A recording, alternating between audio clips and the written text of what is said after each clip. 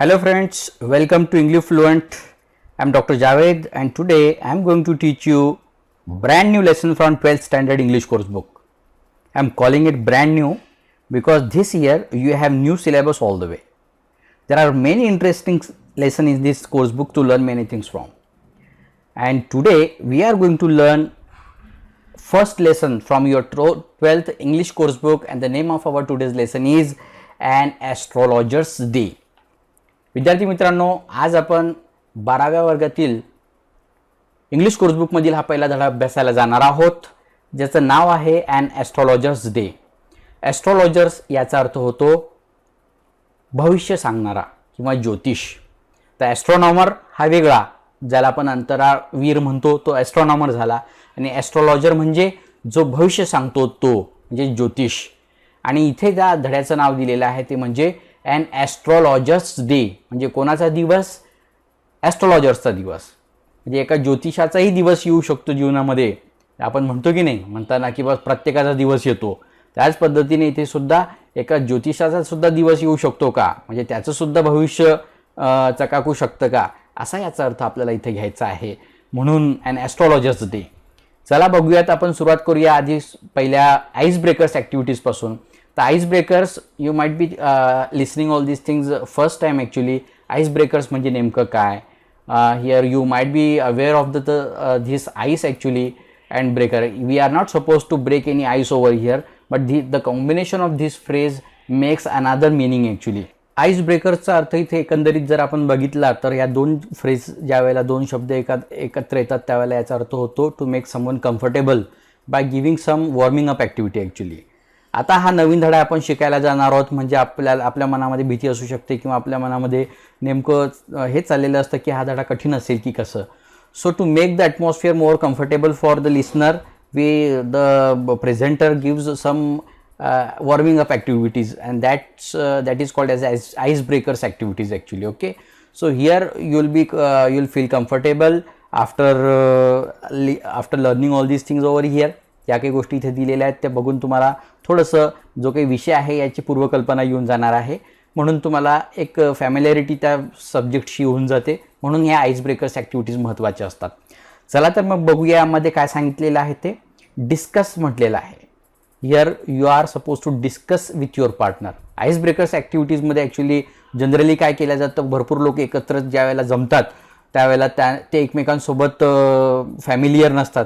So to make them familiar also, these activities are supposed to be engaged actually. They are supposed to be conducted by the presenter also. So discuss with your partner. म्हणून काय केलेलं आहे, तुमच्या partner सोबत तुम्हाला discuss करायचं आहे and complete the activity. आणि ही ॲक्टिव्हिटी कम्प्लीट करायची आहे. काय ॲक्टिव्हिटी दिलेली आहे? What are your strengths. Strengths म्हणजे आपल्या जमेच्या बाजू म्हणजे what are your qualities. You have to tell about your qualities actually. Okay, we have been given here one table. And in this table we have given some activities. I have already filled in all these blank things actually to save our time also. Okay, so we are going to complete this table. Strengths म्हणजे आपल्या जमेच्या बाजू, ज्या आपल्या powerful ज्या गोष्टी असतात त्या.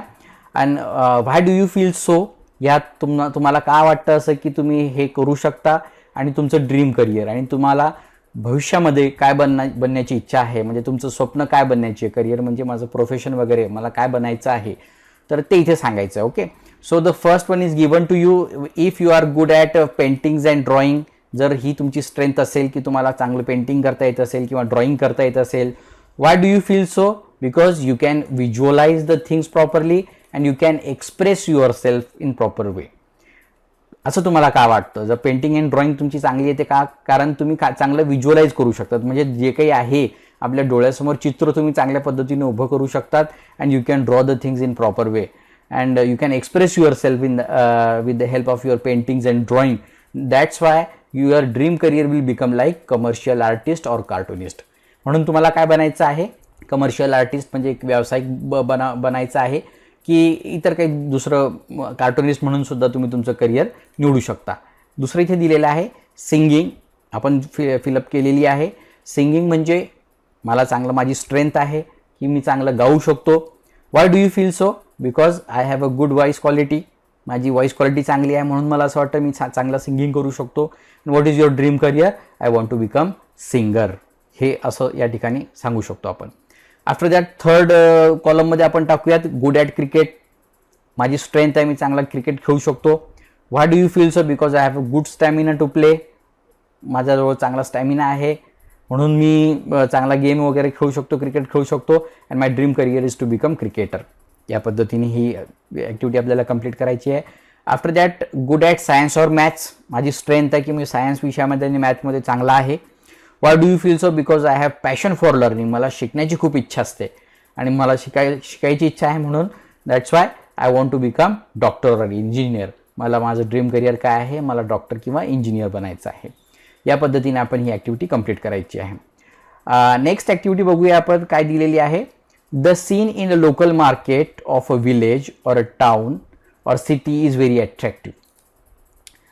लोकल मार्केट म्हणजे जे काही आपलं बाजार असतो त्या मार्केटमध्ये गावामध्ये म्हणा किंवा शहरामध्ये, एखाद्या मोठ्या शहरामध्ये म्हणा किंवा छोट्या शहरामध्ये म्हणा, हे जो काही बाजार भरलेला असतो एखाद्या दिवशी, जो पूर्णपणे लोक एकत्रित आलेले असतात, ते जरा खूप मजेशीर असतं. ते सगळे जे काही अट्रॅक्टिव्ह असतं, आकर्षक असतं. People with different occupations sell their wares. आणि लोक जे असतात वेगवेगळ्या डिफरंट ऑक्युपेशन्सचे म्हणजे वेगवेगळ्या व्यवसायाचे, they came there to sell their wares whatever the things they have with them.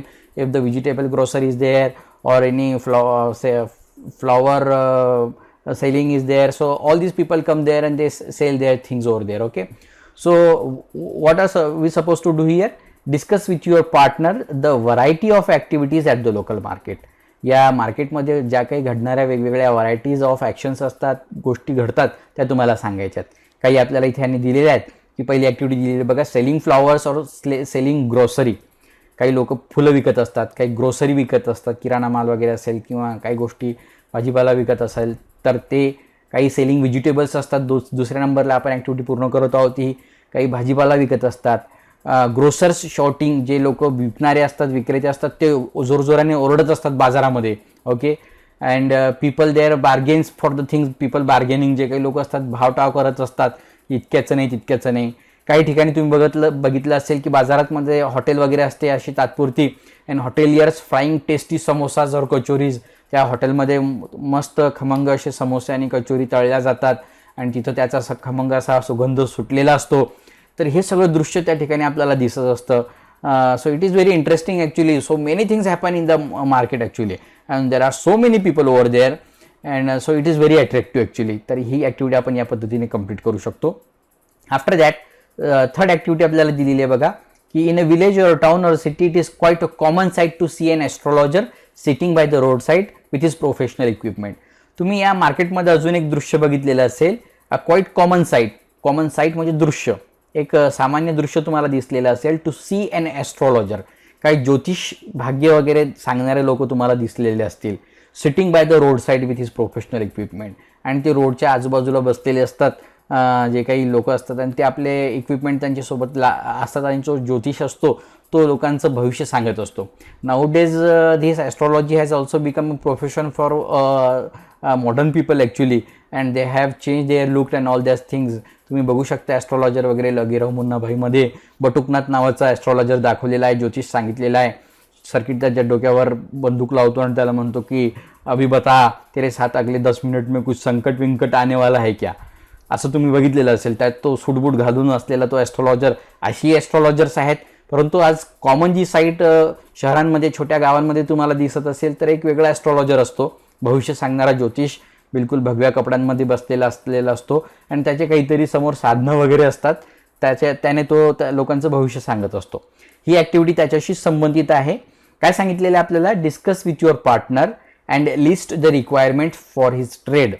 तुम्हाला तुमच्या पार्टनरसोबत डिस्कस करायचं आहे आणि त्याला लागणारे जे काही रिक्वायरमेंट्स आहे, ट्रेड म्हणजे व्यवसाय, त्याचा व्यवसाय चालण्यासाठी त्याला कोणकोणत्या गोष्टींची गरज असते ते सांगायचं आहे. तर पहिलं आपल्याला करून सांगितलेलं आहे यांनी इथे की पॅरट, कार्ड्स एक्सेट्रा हे असतात. पोपट असतो तिथे, पिंजरा वगैरे असतो, त्या पोपट वगैरे कार्ड्स असतात समोर ठेवलेले. तो पोपट येतो आणि त्याच्यातलं तो कार्ड काढतो आणि तो समोरच्याचं भविष्य सांगतो वगैरे असं असेल. काही तिथे कलरफुल स्टोन्स असतात, काही माणिक मोती वगैरे तिथे असतात बघा, दगड वगैरे असतात. हे तुझ्या भाग्यासाठी खूप चांगला आहे, हा दगड घे, याची अंगठी वगैरे बनव असं सांगतात. रिंग्स वगैरे सुद्धा असतात त्याच्याजवळ. चार्ट्स असतात, काही आपण त्याला मराठीमध्ये पंचांग सुद्धा असं म्हणतो, त्याच्याजवळ पंचांग असतं, चार्ट्स असतात काही वेगवेगळे, त्याच्यानुसार तो स्टार्स वगैरे आपल्याला सांगत राहतो. ॲश किंवा विभूती याला आपण म्हणतो मराठीमध्ये. I have used some Indian words also here because this particular lesson is very Indian and the writer of this lesson is very Indian in nature also. Okay, so there is lots of Indianness in this particular lesson. यामध्ये पूर्ण भारतीयत्व कुठून कुठून भरलेलं आहे या लेसनमध्ये बघा. आणि ज्या व्यक्तीने हे इंग्लिशमध्ये लिहिलेलं आहे, आर के नारायण हे त्याचे लेखक आहेत, तर ते सुद्धा आपल्या लिखाणामध्ये बिलकुल इंडियन इंग्लिश वापरत होते. आणि these are the words that he use to write in his writings also. That's why I have use some Indian words also. तर त्या व्यक्तीजवळ जो असतो काय म्हणतो आपण त्याला, ॲस्ट्रॉलॉजर, त्याच्याजवळ ॲश म्हणजे विभूती ही सुद्धा असते, त्याच्याजवळ राख असते बघा डोक्याला लावायची वगैरे, किंवा हे बच्चा तेरा भला हो जाएगा वगैरे म्हणणारे सुद्धा असतात. काही बुक्स असतात, नोटबुक्स असतात त्यांच्याजवळ. So all these things are there. So with the help of this he start his business, he do his business actually. Okay, नंतरची ॲक्टिव्हिटी दिलेली आहे बघा इथे आपल्याला. There are certain unreasonable beliefs among people living in our society. भरपूर लोकांमध्ये आपल्या सोसायटीमध्ये म्हणजे समाजामध्ये राहणाऱ्या अनरिझनेबल बिलीफ्स असतात. अनरिझनेबल म्हणजे ज्यांच्यावर विश्वास ठेवता येणार नाही, अविचारी विश्वास लोक ठेवतात. And certain common events are link with superstitions म्हणजे अंधविश्वास. And there are so many things that happen around us and we link that particular event to particular superstition. Actually we believe in that things. Actually काही गोष्टी अशा घडतात ज्यांच्याशी संबंधित आपण काही आपल्या अशा धारणा बनवलेल्या आहेत किंवा आपले अंधविश्वास बनवलेले आहेत आणि आपण ते आजही फॉलो करतो. लिस्ट सच इव्हेंट्स, अशा धारणांची यादी आपल्याला तयार करायची आहे. Discuss the superstitions link with them, आणि त्याच्याशी संबंधित काय अंधविश्वास आहे जोडलेला ते तुम्हाला सांगायचं आहे. And the means of their eradication, आणि इरॅडिकेशन म्हणजे to destroy or to wipe out, त्याला आपल्याला कसं इथून आपल्या समाजातून बाहेर काढता येऊ शकेल, डिस्ट्रॉय करता येईल हे तुम्हाला सांगायचं आहे. पहिलं आपल्याला करून सांगितलेलं आहे त्यांनी बघा, a cat crossing your path. Generally it happens actually whenever we go from a road and suddenly a cat passes from our road actually across the path, we stop there. Why do we stop? We believe that something bad will happen, or whatever the work I am going to do right now, that will not happen actually. जे काही काम मी समोर जायला करणार आहे आता ते माझं होणार नाही जर मांजर आडवी वगैरे गेली असेल तर, असं मी विचार करतो. So this happens actually. दुसरी लिस्टमध्ये आपण जर बघितलं तर ghost on banyan tree. Banyan tree, वडाचं झाड तुम्हाला माहीत असेल, वडाच्या झाडावर भूतं असतात. वडाचं झाड दिसलं रात्री वगैरे ती आपण घाबरायला लागतो. We believe that there are ghost on that banyan tree actually. Okay, अजून and owl as a bad omen. जर आपल्याला घुबड वगैरे दिसलं तर घुबड हे कशाचं प्रतीक मानलं जातं, वाईट गोष्टीचं प्रतीक मानलं जातं की बाबा काहीतरी वाईट घडणार आहे म्हणून. Okay, sneezing at the beginning of any work. एखादं काम आपण सुरू करणार आहे आणि आपल्याला शिंक आली तर आपण म्हटलं माशी शिंकली रे बा. कुठं माशी शिंकली? कुठं एखादी आपण काम करत आहोत सुरुवातीला आणि आपण शिंकलो म्हणजे ते काम आपलं बरोबर होणार नाही असा त्याचा अर्थ लोक घेतात आणि ते काम करायला टाळतात actually. Hanging lime and chillies at the door. हे तर तुम्ही कॉमन बघितलेलं असेल की भरपूर लिंबू आणि मिरची भरपूर लोकांच्या दुकानांसमोर किंवा घरासमोर टांगलेल्या असतात. Because it is suppose to be the people believe that the bad what we can say glimpse of the people cannot fall upon their house or their buildings or whatever the things are there. म्हणजे आपल्या घरावर वगैरे वाईट नजर कोणाची जाणार नाही म्हणून त्या जे काही लिंबू किंवा मिरची तिथे टांगलेल्या असतात. किंवा ब्रोकन मिरर तुम्हाला माहीत असेल, जर काच वगैरे तुटलेला असेल म्हणजे आपला आरसा वगैरे तुटलेला असेल तर हे सुद्धा बॅड कन्सिडर केलं जातं. So this is how all this things are there. These are the superstition in our life. We have to eradicate it by having what we can say scientific thinking actually around us. आपण या scientific पद्धतीने याचा विचार केला गेला पाहिजे. याचं असं काही नसतं जीवनामध्ये. So we should stop believing in all these things. Okay, हे सगळे ॲक्टिव्हिटीज आता आईस ब्रेकर्सच्या झालेल्या आहेत. Now we are going to start with the lesson and before going to start with the lesson we are going to have a short introduction of R K Narayan also. R K Narayan 1906 to 2001. Rasipuram Krishnaswamy Iyer Narayan Swamy was one of the best known novelists among Indian English writers. R K Narayan यांचं पूर्ण नाव आहे रासीपुरम कृष्णस्वामी अय्यर नारायण स्वामी, एवढं मोठं नाव आहे. Was one of the best non novelist, आणि हे एक महत्त्वाचे असे सुप्रसिद्ध असे कादंबरीकार आहेत अमंग इंडियन इंग्लिश रायटर्स. हे बिलॉंग करतात इंडियन इंग्लिश रायटर्समध्ये, लक्षात घ्या. ठीक आहे. He is the author of 14 novels, 5 volumes of short stories and a number of travelogues, and has a collection of non-fiction to his credit.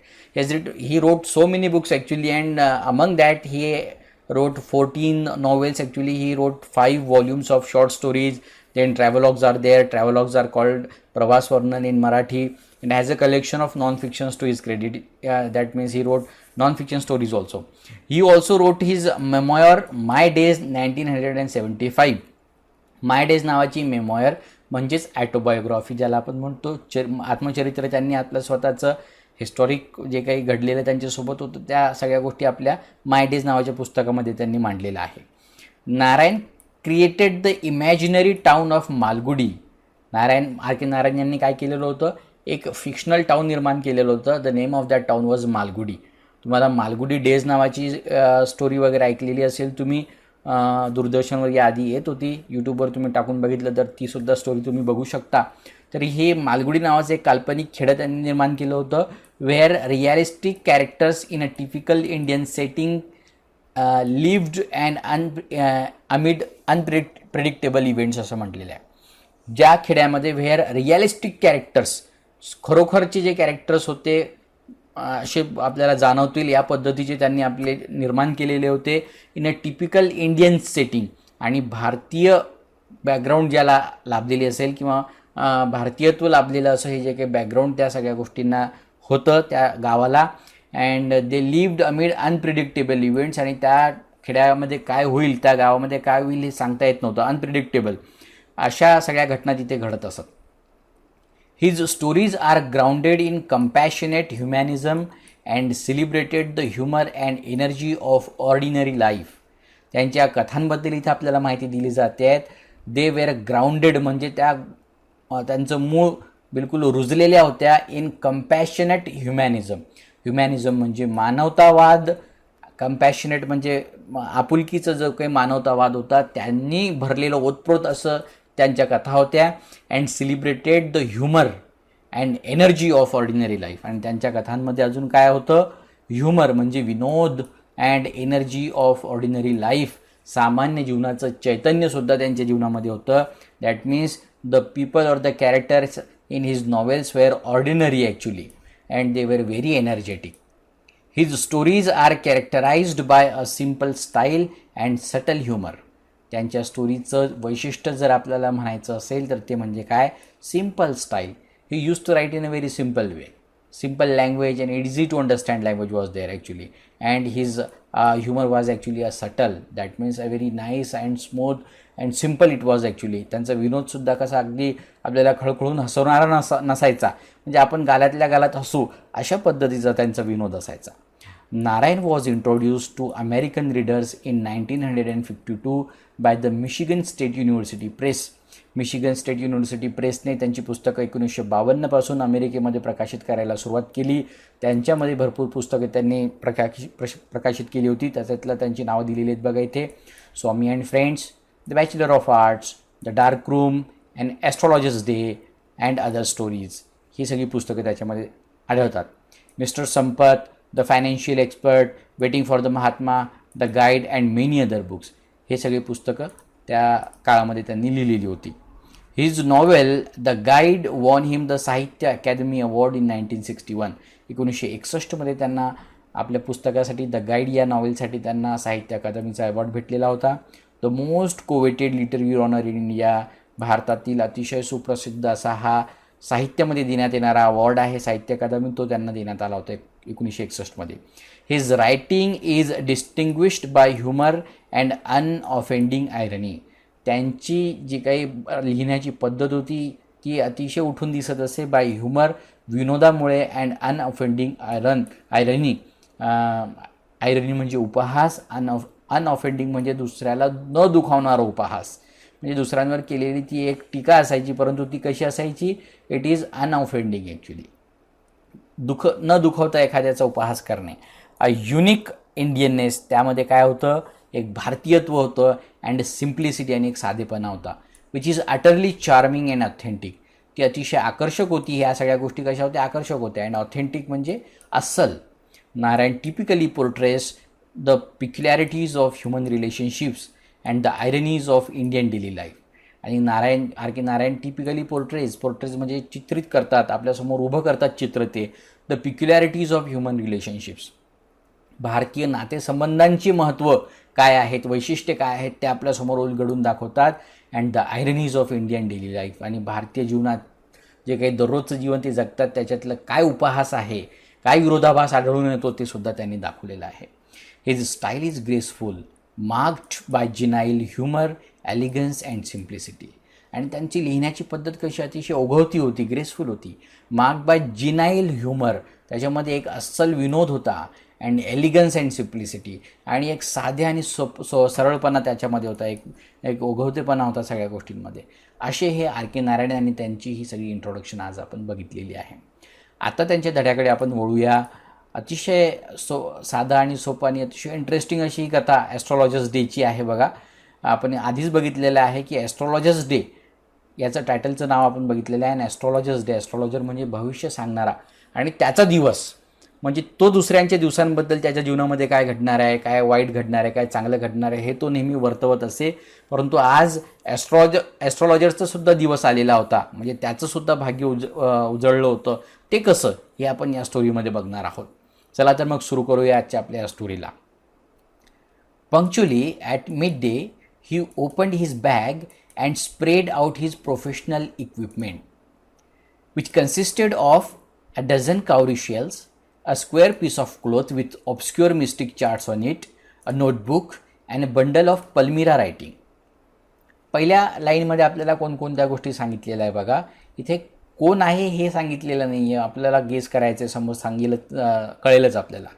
पंक्च्युअली म्हणजे वक्तशीरपणे, at mid day म्हणजे दिवसाचा बाबा ज्यावेळेला 12 वाजता त्यावेळेला त्याला मिड डे असं म्हणतात. ओके, मध्यान्ह आपण ज्याला म्हणतो. ओके, तर अतिशय दिवसाच्या बिलकुल मधोमध मध्यान्हामध्ये वक्तशीरपणे आता ही कोण आहे, आता हा थर्ड पर्सन आहे म्हणून नॅरेटर इथे आपल्याला त्याच्याबद्दल सांगतीलच समोर.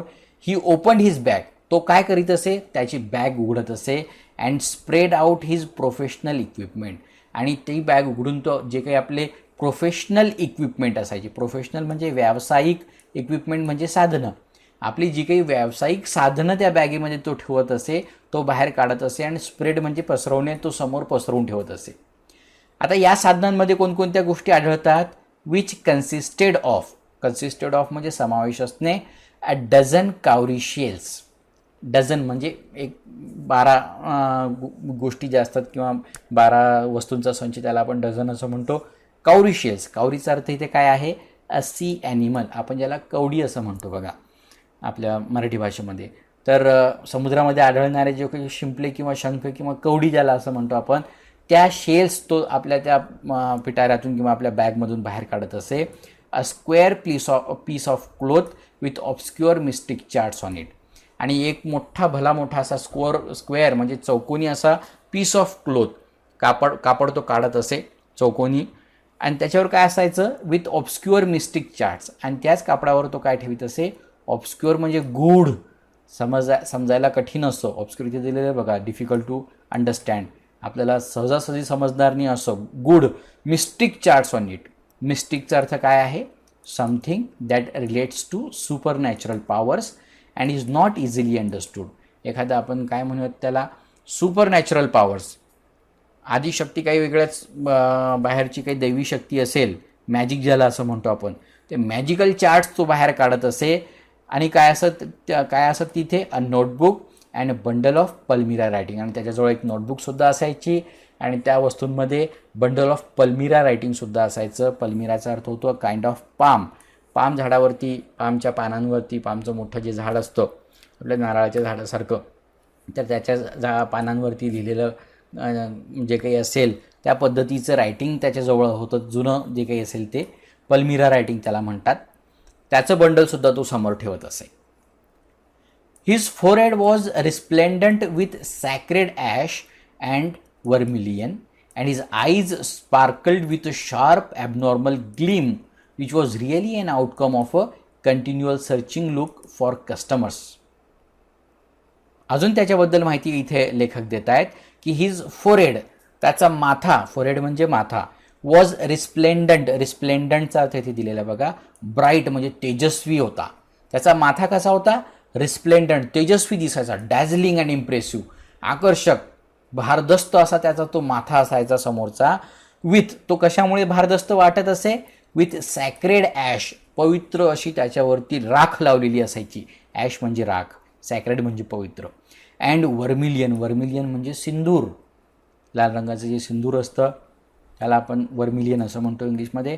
And his eyes sparkled with a sharp abnormal gleam, आणि त्याचे डोळे कसे होते, स्पार्कल्ड विथ, स्पार्कल ते सुद्धा चमकायचे, चकचकीत डोळे होते त्याचे, with a sharp abnormal gleam, त्याचे म्हणजे असामान्य, ॲबनॉर्मल म्हणजे असामान्य असं त्याच्यामध्ये तेज होतं, ग्लीम म्हणजे तेज.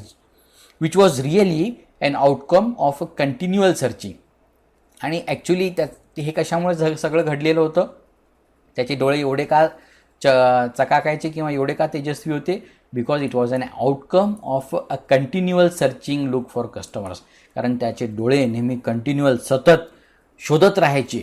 काय शोधत राहायचे, फॉर कस्टमर्स, त्याचे ग्राहक तो शोधत असे. आता हा काहीतरी विक्रेता असं तुम्हाला वाटत असेल ग्राहक म्हटल्यानंतर. आता हे जे काही आपल्याला एक समोरचं दृश्य दिसत आहे, वरती टायटलवरून कळत आहे आपल्याला की ॲस्ट्रॉलॉजर आहे, म्हणजे हे सगळं जे काही एक्सप्लेनेशन आहे कोणाबद्दल आहे, एका ॲस्ट्रॉलॉजरबद्दल आहे, ज्योतिषाबद्दल आहे बघा. ओके, आणि त्याचे डोळे कसे होते, त्याचं कपाळ कसं होतं वगैरे हे सांगितलेलं आहे. But which is simple clients, आता याचे डोळे असे दिसत होते आणि ते कशामुळे नेहमी असे सर्चिंग ऑफ कस्टमर्स असल्यामुळे ते तेजस्वी वाटत असायचे. परंतु विच इज सिम्पल क्लायंट्स, परंतु त्याचे जे साधे ग्राहक होते, took to be a prophetic light and felt comforted, त्याच्या या डोळ्याच्या तेजाला ते काय समजायचे, they seem to them prophetic light. Actually त्यांना ते एखादं दैवी शक्ती त्याला प्राप्त झालेली आहे, आणि त्या दैवी शक्तीमुळे त्याचे डोळे जे काही इतके तेजस्वी झालेले आहे असं लोकांना वाटायचं. And because of that only they felt comforted actually in the company of astrologer, and because of that only they feel happy with him. Actually felt comforted, comforted म्हणजे आनंद, त्यांना त्या गोष्टीचा आनंद व्हायचा, त्याच्या सोबतीला राहून त्यांना हायसं वाटायचं. The power of his eyes was considerably enhanced by their position. The power of his eyes, त्याच्या डोळ्यातलं जे काही तेज होतं त्याची शक्ती कशामुळे वाढायची, वॉज कन्सिडरेबली एन्हान्स्ड. एन्हान्स्ड म्हणजे इन्क्रीज म्हणजे वाढवणे, एन्हान्स्ड म्हणजे इन्क्रीज म्हणजे वाढलेली असायची. त्याच्या डोळ्यांची जे काही तेज होतं किंवा पॉवर होती ती अजून जास्त वाढायची. कशामुळे, बाय देअर पोझिशन, त्या अशा काही ठिकाणी त्याच्या प्लेस केलेल्या होत्या, त्याचं ठिकाण जे डोळ्यांचं होतं त्याच्यामुळे सुद्धा त्या जरा तेजस्वी वाटायच्या.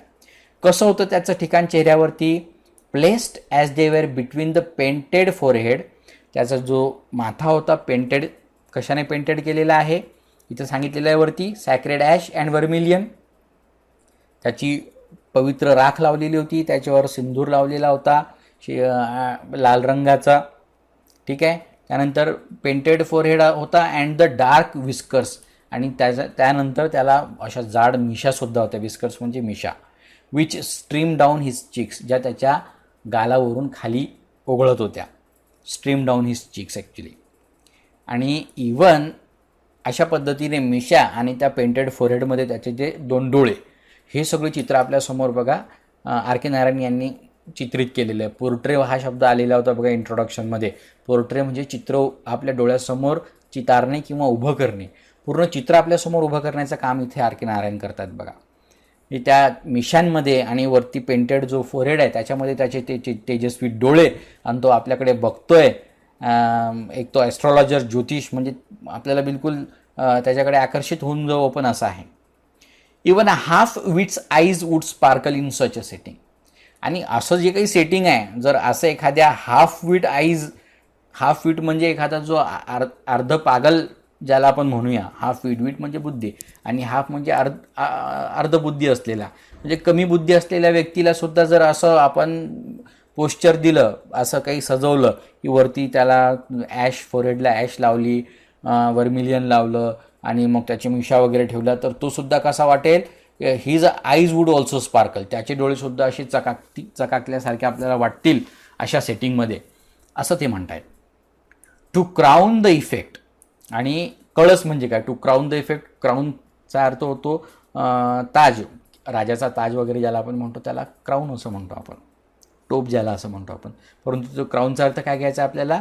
To elevate the effect actually. Okay, to enhance the effect. Okay, to crown the effect he wound a saffron coloured turban around his head. आणि याचाच कळस, याचाच इफेक्ट अजून जास्त वाढवण्यासाठी त्या सगळ्या त्याच्या पर्सनॅलिटीचा ही wound a saffron coloured turban, तो आपल्या डोक्याभोवती काय गुंडाळायचा? वुंड म्हणजे गुंडाळणे, अ सॅफ्रन कलर्ड टर्बन, टर्बन म्हणजे फेटा. तोही कोणत्या रंगाचा? केशरी रंगाचा फेटा. अराउंड हिज हेड, त्याच्या डोक्याच्या अवतीभोवती तो केशरी रंगाचा फेटा घालत असे.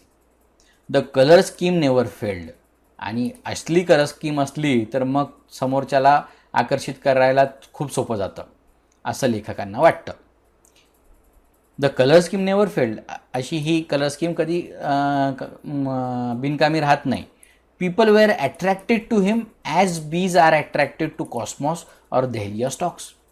आणि लोक त्याच्याकडे अट्रॅक्ट व्हायचे. बघा पॅसिव्ह वॉइस वापरलेला आहे या ठिकाणी, प्रत्येक ठिकाणी बघा त्यांनी. पीपल वेअर अट्रॅक्टेड टू हिम, त्याच्याकडे लोक आकर्षित व्हायचे कसे? ॲज बीज, एखाद्या मधमाशांसारखे किंवा माशांसारखे त्यांच्याकडे अट्रॅक्ट व्हायच्या. As bees are attracted to cosmos और डहलिया स्टॉक्स.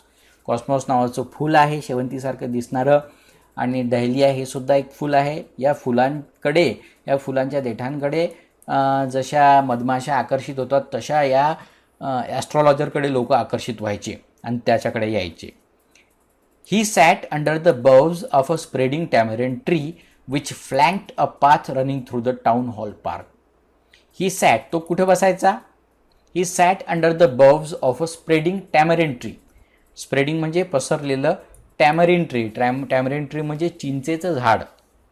चिंचेच्या झाडाच्या फांद्यांखाली, बव्ज म्हणजे फांद्या, तो बसायचा. Which flanked a path running through the town hall park. आणि टाउन हॉल नावाचा एक मोठा हॉल असेल त्या मालगुडीमध्ये, तिथे एक मोठा बगीचा होता. त्या बगीच्याच्या बाहेर जो रस्ता होता त्या रस्त्याच्या कडेला एक मोठंसं चिंचेचं झाड होतं, जे या बाजूने त्या बाजूपर्यंत पसरलेलं होतं.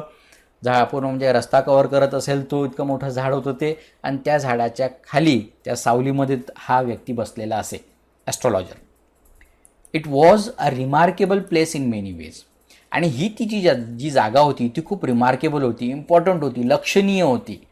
इन मेनी वेज, भरपूर मार्गांनी ती लक्षणीय होती. म्हणजे त्याला अशी काही जागा बघावी लागेल की ज्या ठिकाणी जास्तीत जास्त ग्राहक त्याच्याकडे आकर्षित होतील म्हणून. काय विशिष्ट होतं, काय वैशिष्ट्य होतं या जागेचं, यात आपण समोर बघणार आहोत. अ सर्जिंग, इथे दिलेलं बघा, a surging crowd was always moving up and down this narrow road from morning till night. A surging crowd म्हणजे लोकांची लाट ज्याला म्हणतो आपण. सर्जिंग म्हणजे अशी उसळणारी लाट ज्याला असं म्हणतो आपण, wave.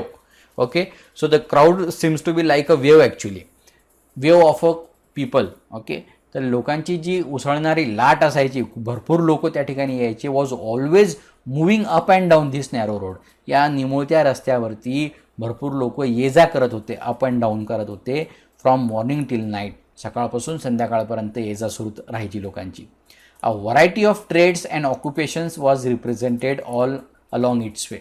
A variety of trades म्हणजे व्यवसाय, भरपूर व्यवसाय त्या रस्त्यावर चालत असे. अँड ऑक्युपेशन्स, इथे सुद्धा व्यवसाय आहे. Was represented all along its way, त्या रस्त्यावरती भरपूर असे व्यवसाय चालत असे. मेडिसिन सेलर्स, औषध विक्रेते. सेलर्स ऑफ स्टोलन हार्डवेअर, चोर मार्केटमधले जे काही लोक असायचे, म्हणजे जो चोरून आणलेल्या ज्या गोष्टी असायच्या ते सुद्धा विकणारे तिथं असायचे. जंक, काही भंगार विकणारे असायचे. मॅजिशियन्स, त्याच ठिकाणी जादूगारसुद्धा येत होते. अँड अबो ऑल, आणि सगळ्यात महत्त्वाचं म्हणजे याच्याही वरती, and auctioneer of cheap cloth. Auctioneer म्हणजे बोली लावणारे, चीप क्लोथ म्हणजे स्वस्त मिळणारं जे काही कापड होतं ते सुद्धा तिथे बोली लावणारे लोक येत होते. Who created enough din all day to attract the whole town. Din म्हणजे गोंधळ. ओके, हू क्रिएटेड इनफ डिन, यानी हे सगळे लोक खूप असा गोंधळ निर्माण करत होते ऑल डे, पूर्ण दिवसभर. To attract the whole town, पूर्ण टाऊनला म्हणजे पूर्ण त्या शहराला, साध्या छोट्या शहराला अट्रॅक्ट करण्यासाठी हे सगळे लोक तिथं येत असत. Next to him in vociferousness came a vendor of fried groundnut. आणि याच्याच बाजूला नेक्स्ट टू हिम हा जो ॲस्ट्रॉलॉजर असायचा याच्या बाजूला कोण याचा वेसिफेरसनेस हा शब्द आलेला आहे बघा. ॲक्च्युली हा वोसिफोरसनेस हा शब्द आहे. Vociferousness being loud and noisy म्हणजे खूप आवाज करणारा, एक खूप आवाज करणारा व्यक्ती vociferousness came a vendor of fried groundnut, एक विक्रेता, वेंडर म्हणजे विक्रेता, अ फ्राईड ग्राउंडनट. ग्राउंडनट म्हणजे आपण ज्याला खरमुरे असं म्हणतो ते, किंवा आपली शेंग ज्याला असं म्हणतो आपण. तर ह्या शेंग विकणारा जो व्यक्ती असायचा तो यायचा आणि खूप गोंगाट करायचा, तो खूप ओरडायचा. हू गेव हिज वेअर अ फॅन्सी नेम इच डे. आणि तो त्याच्या ज्या काही शेंगा असायच्या त्या शेंगांना वेगवेगळं नावं द्यायचा, फॅन्सी नेम, वेगवेगळे नावं द्यायचं दर दिवशी. कॉलिंग इट बॉम्बे आईस्क्रीम, कधी कधी त्याला बॉम्बे आईस्क्रीम म्हणायचा. One day and on the next day he call them daily almond, कधी तो डेली आमंड म्हणायचा त्यांना, दिल्लीची बदाम असं म्हणायचा. अँड ऑन द थर्ड, आणि तिसऱ्या दिवशी तो म्हणायचा राजाज डेलिकसी, म्हणजे राजाचं पंचपक्वान, राजाचं पक्वान आहे माझं हे शेंगा ज्या काही आहेत त्या भुईमुगाच्या शेंगा. And so and so forth. आणि अशी वेगवेगळी नावं दर दिवशी तो द्यायचा. कोण? फ्राईड ग्राउंडनटवाला. And people flock to him. आणि या आवाजामुळे सगळे लोक वेगवेगळ्या आवाज तो द्यायचा, त्याच्यामुळे people use to gather there. Actually they flock there. Flock म्हणजे कळपाने लोक तिथे येत होते. A considerable portion of this crowd dallied before the astrologer too. Dallied म्हणजे wasted time just hanging around, म्हणजे लोक तिथे आपला वेळ घालवत होते. A considerable portion of this crowd, या ग्राउंडनट सेलरवाल्याकडे हा जो वेंडर होता शेंगा विकणारा, त्याच्या आवाजामुळे जे काही लोक तिथं येत होते त्या लोकांपैकी भरपूर काही लोक हे या ॲस्ट्रॉलॉजरजवळसुद्धा घुटमळून राहत असत, तिथंच आपला टाईमपास करत असे. The astrologer transacted his business by the light of a flare which crackled and smoke up above the groundnut heap nearby. आणि हा ॲस्ट्रॉलॉजर ट्रान्झॅक्टेड हिज बिझनेस, आपला जो काही व्यवसाय असायचा तो सुरू ठेवायचा by the light of a flare. रात्री जेव्हा संध्याकाळ व्हायची, अंधार पडायचा, त्यावेळेला तो उजेडाचा, फ्लेअर म्हणजे उजेड, light of a flare which crackled, हा जो काही वात किंवा जी काही लाईट होता, जो काही प्रकाश होता, त्या प्रकाशाच्या साह्याने तिथं पडणाऱ्या तो त्याचा बिझनेस सुरू करायचा. Which crackled and smoke up above the groundnut heap nearby. जो काही उजेड किंवा प्रकाश त्या ज्योतमधून येत होता, ग्राउंडनटचा हिप जो असतो तुम्हाला माहीत असेल, जे काही हे ग्राउंडनट विक्रेते असतात, खरमुरे वगैरे विकणारे असतात, तिथं त्यांची काहीतरी एक ती मडकं ठेवलेलं असतं, त्याच्यात नेहमी आग जळत असते, त्याच्यामुळे ते गरम राहत असतात. ठीक आहे. तर त्याच्यातून निघणारा जो काही धूर आणि उजेड असायचा, त्या उजेडाच्या साह्याने हा ॲस्ट्रॉलॉजर जो आहे तो आपला बिझनेस चालवत राहायचा.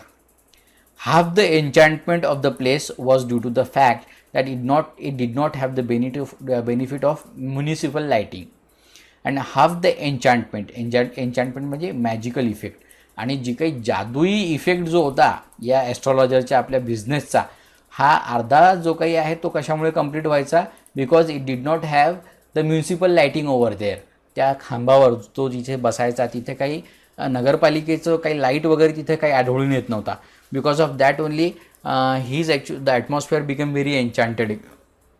ॲस्ट्रॉलॉजरचं जे काही ॲटमॉस्फिअर होतं अवतीभोवतीचं ते अगदी एन्चॅन्टेड होऊन जायचं. The place was lit up by shop lights. आणि तिथली जी काही जागा होती, तो अंधारात अवतीभोवती जो होता तो कशाने दूर व्हायचा, बाय शॉप लाईट्स. तिथं आजूबाजूला जे काही दुकानं होते त्याच्यातून बाहेर पडणारा जो उजेड होता त्याच्यामुळे. 1 or 2 had hissing gas lights. काही दुकानांमध्ये ते गॅस लाईट्स असायचे, जुन्या काळामध्ये वापरण्यात येणाऱ्या गॅस बत्ती ज्याला म्हणायचे, त्या ते गॅसवर चालत असत. तर त्या गॅस लाईटचा असा हिसिंग साऊंड येत असे, असा जो आवाज असायचा तो असा बाहेर पडत असे आणि त्याचा उजेड असायचा. त्याचाही उजेड या ॲस्ट्रॉलॉजरच्या अवतीभोवती पडायचा. Some had naked flares stuck on poles. काही लोक आपली दिवाबत्ती जी काही असायची, जी आपण साधंसं दिवा ज्याला म्हणतो, चिमणी वगैरे असेल त्या काळामध्ये त्याला म्हणायचे, तर ती आपल्या खांबावर बाहेर ठेवून द्यायचे, त्याचा उजेड असायचा. Somewhere lit up by old cycle lamps. काही लोक जी जुनी सायकल असायची त्याला एक वेगळ्या पद्धतीचा डायनोमा लावून लाईट तयार केला जायचा, म्हणजे त्या घर्षणामुळे सायकलच्या लाईट चालायचा. तर त्या सायकलचे लॅम्पसुद्धा तिथं लोक वापरत होते. And 1 or 2 like the astrologer manage without lights of their own. आणि काही लोक विदाऊट लाईटच आपला बिझनेस सुरू ठेवायचे ॲस्ट्रॉलॉजरसारखे. It was a bewildering criss cross of light rays and moving shadows. आणि ही सगळी जी काही परिस्थिती होती ही कशी वाटायची, बिविल्डरिंग. ॲक्च्युली बिविल्डरिंग म्हणजे कन्फ्युजिंग, बॅफलिंग, गोंधळून टाकणारी. क्रिस क्रॉस म्हणजे एकमेकांमध्ये गुंतलेली. Chris cross of light raise. सगळे जे काही लाईट असायचे यांचा सगळ्यांचा लाईट एकमेकांमध्ये मिसळून जायचा आणि एक गोंधळ उडायचा सगळ्या लाईटचा, प्रकाशाचा. And moving shadows. आणि त्याच्यामुळे ज्या काही आकृत्या असायच्या, सावल्या पडायच्या, त्या सगळ्या तिथं दिसत असत त्या लाईटच्या अवतीभोवती फिरणाऱ्या. This suited the astrologer very well. आणि हा सगळा ॲटमॉस्फिअर त्या ॲस्ट्रॉलॉजरसाठी खूप चांगला होता. म्हणजे त्याला एक वेगळं जादुई शक्ती प्राप्त होऊन जायची त्या जागेला असल्या ॲटमॉस्फिअरमुळे. For the simple reason that he had not in the list intended to be an astrologer when he began life. आणि खरं पाहता जर आपण विचार केला तर he did not intended to be actually astrologer when he began his life. ज्यावेळेला त्याने आपलं जीवन म्हणजे जीवनामध्ये पदार्पण केलं, मोठा झाला आणि तो शहाणा झाला, त्यावेळेला he did not want to become astrologer actually. What did he want to become, काय होता तो. And he knew no more of what was going to happen to others than he knew what was going to happen to himself next minute. त्याला दुसऱ्यांच्या जीवनामध्ये काय घडणार आहे याबद्दलची कल्पनाच नव्हती, किंवा त्याला स्वतःच्याच जीवनामध्ये काय घडून येणार आहे हे सुद्धा माहीत नव्हतं, तर तो दुसऱ्याच्या जीवनाचं काय सांगणार आहे. He was as much a stranger to the stars as were his innocent customers. आणि he was as much a stranger म्हणजे अनोळखी. तो जे काही हे स्टार्स वगैरे जे होते, तारे आणि ताऱ्यांच्या दिशा, त्याची वेगवेगळी जी काही कक्षा असायची, किंवा तेरे इस घर में शनी है, उस घर में मंगल है, ह्या ज्या काही गोष्टी ॲस्ट्रॉलॉजर सांगतात, याच्यापासून तो खूप अनोळखी होता. कसा अनोळखी होता, जितके त्याचे कस्टमर अनोळखी होते, इनोसंट म्हणजे निष्पाप, त्या पद्धतीने यालाही त्याची काही माहिती नव्हती. परंतु yet he said things which pleased and astonished everyone. तरीसुद्धा तो कोणत्या गोष्टी सांगायच्या लोकांना, विच प्लीज्ड, ज्या त्यांना आवडायच्या, अँड ॲस्टॉनिश्ड एव्हरीवन, आणि दुसऱ्यांना आश्चर्य करणाऱ्या गोष्टी तो नेहमी सांगत असे. That was more a matter of study, practice and shrewd guesswork. आणि हे सगळं त्याला कशामुळे लाभलेलं होतं, चांगल्या गोष्टी सांगणे आणि लोकांना आश्चर्यचकित करून तो सोडायचा. Because it was the matter of study actually. म्हणजे लोकांचा अभ्यास त्याने करून घेतलेला होता. त्यानंतर प्रॅक्टिस, त्याने सराव केलेला होता. And shrewd guesswork, good at judging. Shrewd म्हणजे काय, क्लेवर, म्हणजे अतिशय हुशार असलेला व्यक्ती ज्याला आपण म्हणतो, तल्लख बुद्धीचा. श्रीवड गेसवर्क करायचा तो, म्हणजे अंदाज बांधायचा की याच्या जीवनामध्ये काय घडलेलं असेल. All the same it was as much an honest man's labour as any other. आणि एखाद्या प्रामाणिक माणसासारखा हा सुद्धा आपला व्यवसाय वगैरे करायचा. ऑनेस्ट म्हणजे प्रामाणिक, तो करायचा. And he deserved the wages he carried home at the end of day. आणि या सगळ्या मेहनतीचा, म्हणजे त्याने स्टडी केलं, प्रॅक्टिस केली, गेसवर्क, त्याने श्रूड जो काही होता, क्लेवर होता, तो हुशार होता, या सगळ्यांचं त्याला जे काही वेजेस म्हणजे जो काही मोबदला भेटत असे, हा तो संध्याकाळी आपल्या घरी घेऊन जात असे. एंड ऑफ द डे म्हणजे संध्याकाळी तो घेऊन जात असे आपल्या घरी. He had left his village without any previous thought or plan. या ॲस्ट्रॉलॉजरने, आता ही म्हणजे कोण आहे, ॲस्ट्रॉलॉजर आहे. हा पूर्ण धडा ॲस्ट्रॉलॉजरबद्दल असल्यामुळे आपल्याला ही समजून घ्यायचं कोण आहे, ॲस्ट्रॉलॉजर आहे. He had left his village without any previous thought or plan. त्याने आपलं घर तसं सोडून दिलेलं होतं. लेफ्ट म्हणजे सोडून दिलं होतं. हिज विलेज म्हणजे खेडं, म्हणजे तो खेड्यागावातला होता. विदाऊट एनी प्रिव्हियस थॉट म्हणजे त्याच्या मनामध्ये आधी कोणताच थॉट म्हणजे विचार आलेला नव्हता किंवा प्लॅन काही नव्हतं. If he had continued there he would have carried on the work of his forefathers. जर तो त्याच खेड्यागावामध्ये राहिला असता, he would have carried on the work of his forefathers. त्याच्या पूर्वजांचा जो काही बिझनेस तिथं तो करत होता, तेच त्याने केलं असतं. फोरफादर्स म्हणजे पूर्वज. काय करत होते त्याचे पूर्वज, नेमली टिलिंग द लँड म्हणजे शेती करणे, लिव्हिंग चांगलं जगणे, मॅरिंग लग्न करणे, and ripening in his cornfield and ancestral home. आणि तिथंच तो म्हातारा झाला असता. रॅपनिंग म्हणजे आपल्या शेतामध्ये तो तिथे काम करत करत म्हातारा झाला असता, ॲन्सेस्ट्रल होममध्ये, आपल्या पूर्वजांच्या घरामध्ये. But that was not to be. परंतु असं काही त्याच्यासोबत घडलं नाही. इथे एक प्रश्न दिलेला आहे आपल्याला मार्जिनमध्ये, त्याचं उत्तर मी इथे हायलाईट करून ठेवलेलं आहे बघा. If the astrologer had stayed in the village then he would have carried on. मग आपल्याला वाक्य पूर्ण करायचं आहे. एक इफचं वाक्य तयार केलेलं आहे बघा इथे. आणि जनरली स्पर्धा परीक्षांमध्ये हे या पद्धतीचं सेंटेन्स येतं बघा. जर द ॲस्ट्रॉलॉजर हॅड स्टेड, म्हणजे इथे पास्ट परफेक्ट टेन्स वापरला जातो बघा, हॅड अधिक V3. ओके, जर ॲस्ट्रॉलॉजर तिथे थांबला असता विलेजमध्ये तर त्याने ही वुड हॅव कॅरीड ऑन, तर त्याने कोणती कामं केली असती. जेव्हा आपल्याला असं सांगायचं असतं ना, तर हे स्ट्रक्चर वापरायचं कधी पण, की if plus subject plus had plus V3 आणि नंतरच्या वाक्यामध्ये देन नंतर काय येतं, सब्जेक्ट प्लस वुड हॅव आणि क्रियापदाचं तिसरं रूप. असले सेंटेन्स स्पर्धा परीक्षामध्ये नेहमी येतात, म्हणून हे स्ट्रक्चर खूप महत्त्वाचं आहे. वाक्य पूर्ण करायचं आहे आपल्याला. If the astrologer had stayed in the village then he would have carried on, वाक्याचं इथे दिलेलं आहे, he would have carried on the work of his forefathers, namely tilling the land, then living, marrying and ripening in his cornfield and ancestral home. समजलं, हे त्याचं उत्तर आहे. But that was not to be, पण असं घडलं नाही. He had to leave home without telling anyone, त्याला आपलं घर सोडावंच लागलं. हॅड टू लिव्ह, सोडावंच लागलं. विदाऊट टेलिंग एनीवन, कोणालाही न सांगता त्याने आपलं घर सोडून दिलं. आता हॅड टू किंवा हॅव टू जेव्हा आपण वापरतो ना, तर त्यावेळेला आपण समोरच्याला कंपल्सरी ती गोष्ट सांगत असतो, तुला हे करावंच लागेल. यू हॅव टू स्टडी असं म्हटलं तर म्हणजे तुला अभ्यास करावाच लागेल. आय हॅव टू गो, मला जावंच लागेल असं जेव्हा म्हणायचं होतं आपल्याला. आता इथं पास्ट टेन्स वापरलेला आहे, स्टोरी आहे बघा, पास्ट टेन्समध्ये घडलेली म्हणून हॅड टू वापरलेलं आहे, हॅवचं पास्ट फॉर्म वापरलेलं आहे. Okay, that's why. आणि इथं इन्फिनिटिव्ह वापरलेलं आहे. He had to leave home, त्याला घर सोडावंच लागलं.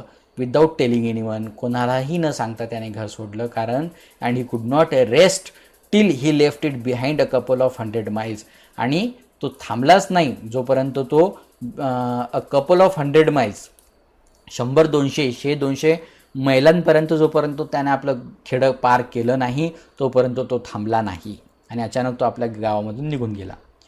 To a villager it is a great deal. 200 मैल दूर जाणं, 100-200 मैल गावापासून दूर जाणं हे एका खेड्यागावासाठी खूप मोठं होतं त्या काळात. As if an ocean flowed between, जसं की एखादा समुद्रच मधून वाहतोय की काय. म्हणजे पहिले संपर्काची साधनं नव्हती, गाड्या नव्हत्या, बसेस नव्हत्या, म्हणून एका गावातून दुसऱ्या गावाकडे जाण्याची रस्ते किंवा साधनं कमी असल्यामुळे लोक जाणं टाळायचे. खेडी स्वयंपूर्ण होती म्हणून त्याच खेड्यागावामध्ये सगळे लोक राहत असत.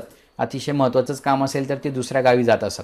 म्हणून 100-200 किलोमीटर दूर जर आपण गेलो, मुंबई खूप दूर वाटायची त्या काळामध्ये, आता ती आपल्याला संपर्क साधनांमुळे 6 तासाच्या अंतरावर जवळ आलेली आहे, परंतु त्या काळात ती खूप दूर वाटायची, फॉरेनमध्ये गेल्यासारखं वाटायचं.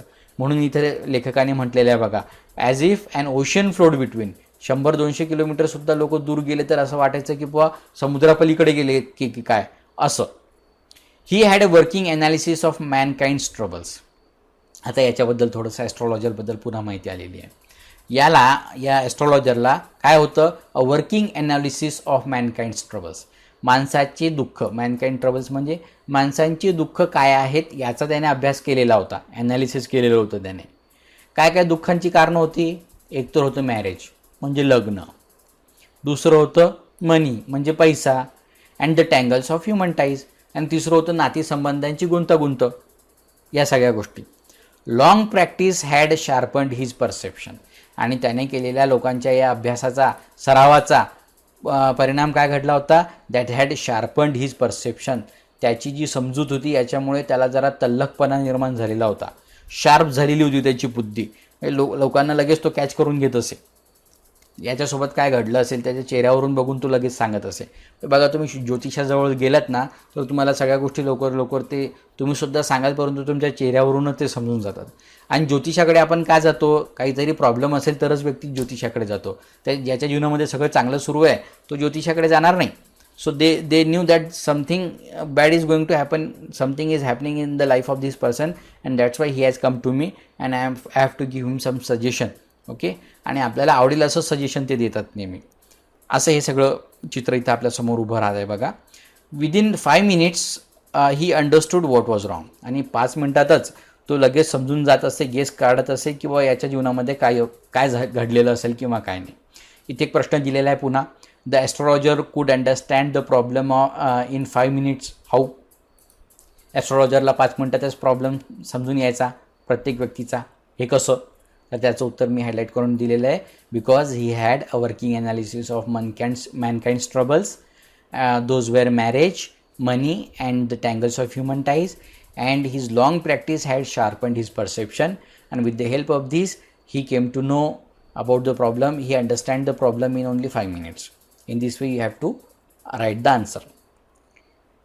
He charged 3 pies per question. Actually, समोर आहे, he charged 3 pies per question. आता पै जे होतं ना, हे त्या काळातलं नाणं होतं, ठीक आहे ना. आपण म्हणे पायी पायी पिक्चरमध्ये ऐकलेलं असेल, म्हणे पायी पायी जमा कर कर ये सब चीज़ें अब तक के लाई है. म्हणजे एक एक पैसा ज्याला आपण म्हणतो, त्या काळात पैसा असायचा. आता रुपया आहे, आता रुपयाच्या खालचं काही नाणं नाही आहे.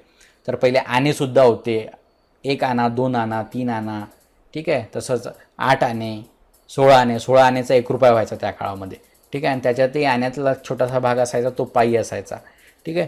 तर एक पायी ज्याला आपण म्हणतो, एक पायी तो प्रत्येक क्वेश्चनसाठी घेत असे. म्हणजे एखाद्याने प्रश्न विचारला तर त्याचं उत्तर तो जेव्हा देत असे, तर त्याचं चार्जिंग त्यानुसार तो चार्जेस लावत असे. Never opened his mouth till the other had spoken for at least 10 minutes. आणि आपलं तोंड तो जोपर्यंत उघडत नसे, जोपर्यंत समोरचा व्यक्ती 10 मिनटं तरी बोलला, म्हणजे समोरच्या व्यक्तीला पहिले बोलू देत असे तो. म्हणजे आपण डॉक्टरकडे गेलो तर डॉक्टर आपल्याला सगळ्यात आधी विचारतात, चेक करण्याआधी काय काय होऊन राहिलं, काय होतं आहे तुम्हाला. आणि मग आपण सांगतो, डॉक्टर साहेब असं होतं आहे, मला तसं होतं आहे. मग डॉक्टर त्याच्यावरून मग औषधं वगैरे थोडंसं चेक करतात आणि मग औषध देऊन देतात. त्याच पद्धतीने हा सुद्धा काय करायचा, ॲस्ट्रॉलॉजर आधी त्या समोरच्या व्यक्तीला बोलू देत असे, काय घडलं त्याच्या जीवनामध्ये, आणि नंतर 10 मिनटापर्यंत त्याचं ऐकून घेतल्यानंतर मग तो बोलत असे. Which provided him enough stuff for a dozen answers and advices. आणि याच्यामुळे काय व्हायचं, which provided him enough stuff, म्हणजे याच्यामुळे त्याच्याजवळ भरपूर एक मॅटर तयार होऊन जायचं, त्याला काय बोलायचं आहे म्हणून. For a dozen answers and advices. आणि त्याला जे काही उत्तरं वगैरे तो समोरच्या व्यक्तीला देणार होता, हे सुद्धा त्याच्यामुळे, त्या सगळ्या माहितीमुळे त्याला सोपं जात असे. आणि तो सल्लेसुद्धा मग त्याच्यानुसार देत असे, ॲडवाइसेस म्हणजे. When he told the person before him gazing at his palm. आणि ज्यावेळेला तो त्या समोरच्या व्यक्तीसोबत बोलायचा, गेझिंग ॲट हिज पाम म्हणजे त्याचा हात, त्याची तळहात तो आपल्या हातामध्ये घेत असे आणि त्याच्या तळहाताकडे बघून तो म्हणत असे, in many ways you are not getting the fullest results for your efforts. तुम्ही ना भरपूर प्रयत्न करत आहात, परंतु त्या प्रयत्नांचं तुम्हाला काही फळ भेटत नाही आहे. 9 out of 10 we are dispose to agree with him. आणि 10 पैकी 9 लोकांना तुम्ही हे सांगितलं तर ते या गोष्टीवर राजी होतीलच, किंवा मी जे काम करतो त्याच्यामुळे त्याचं फळ मला भेटतच नाही आहे. म्हणजे प्रत्येकाला असं वाटतं की मी जे काम करतो याचा जास्तीत जास्त मोबदला मला भेटला पाहिजे. 10 पैकी 9 लोकांना ते हे वाटेलच. और ही क्वेश्चन, किंवा तो असा विचारायचा, is there in woman in your family. तुमच्या जीवनामध्ये किंवा तुमच्या फॅमिलीमध्ये कोणती अशी स्त्री आहे का, may be even a distant relative, किंवा एखादी दूरची स्त्री, who is not well dispose towards you, जी तुमच्यासोबत व्यवस्थित वागत नाही आहे. म्हणजे आता एखादी स्त्री तुमच्या फॅमिलीमधली किंवा दूरची असं म्हटलं तर कोण असू शकते, एकतर त्याची बायको असेल किंवा एखादी दुसरी नातेवाईक असेल. व प्रत्येकाच्या जीवनामध्ये कोणी कोणी स्त्री असेल तर ती त्या पद्धतीने वागत असेल तर त्याचा गेसिंग जो काही असेल तो व्यवस्थित ठरायचा. Or he gave an analysis of character, किंवा तो एखाद्या कॅरेक्टरचं त्या व्यक्तीच्या स्वभावाचं वर्णन करायचा. काय म्हणायचा तो, most of your troubles are due to your nature. तुमच्या ज्या समस्या आहेत ना जीवनामधल्या, ट्रबल्स म्हणजे समस्या, या तुमच्या स्वभावामुळे तुम्हाला समस्या निर्माण झालेल्या आहेत. मग समोरचं म्हणायचं, कसं काय, how can you be otherwise with Saturn where he is. असं म्हणजे या ज्या काही समस्या तुमच्या जीवनामध्ये आहे, शनी असताना मग या सगळ्या समस्या कशा निर्माण होत आहेत. You have an impetuous nature. तुमचा स्वभाव कसा आहे सांगू का, इम्पेच्युअस नेचर. इम्पेच्युअस म्हणजे इम्पल्सिव्ह, उतावळं. तुम्ही जरा उतावळे आहात, अँड अ रफ एक्सटिरियर. आणि जरा बाहेरून तुम्ही कणखर आहात, म्हणजे डेंजर आहात तुम्ही, दिसायला डेंजर आहात तुम्ही, परंतु आतून जरा उतावळे आहे, हळवे आहात. This endeared him to their hearts immediately. समोरच्याबद्दल थोडंसं असं चांगलं बोललं तर काय वाटतं, एंडियर्ड हिम म्हणजे दुसऱ्याला तो काय, त्यामुळे प्रत्येकाला त्या ॲस्ट्रॉलॉजर चांगला वाटायला लागायचा, आवडायचा. एंडियर्ड म्हणजे आवडणे. या त्याच्या बोलण्यामुळे सगळे लोक त्याला लाईक करत असे. आणि he could win the hearts of those people immediately.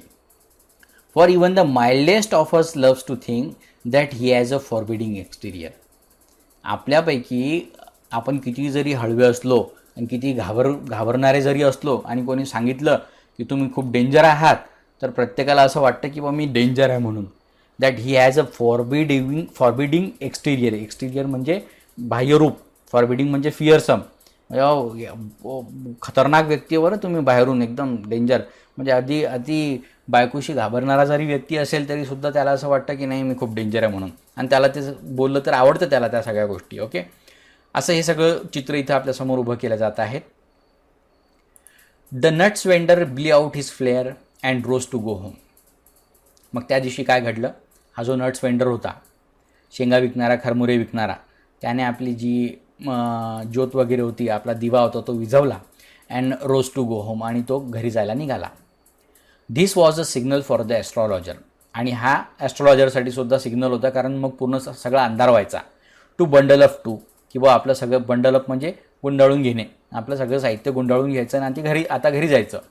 Since it left him in darkness, कारण आता तिथे अंधार होणार होता, except for a little shaft of green light which strayed in from somewhere and touch the ground before हिम.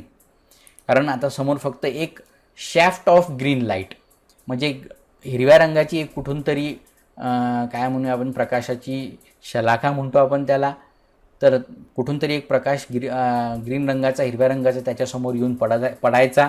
कुठून येत असे ते त्याला माहीत नव्हतं. And touch the ground before him, म्हणजे हे तर समजून जायचं की आता आपल्याला घरी जायचं आहे. He picked up his cowrie shells, त्याने आपल्या सगळ्या ज्या काही कवड्या वगैरे होत्या त्या उचलल्या.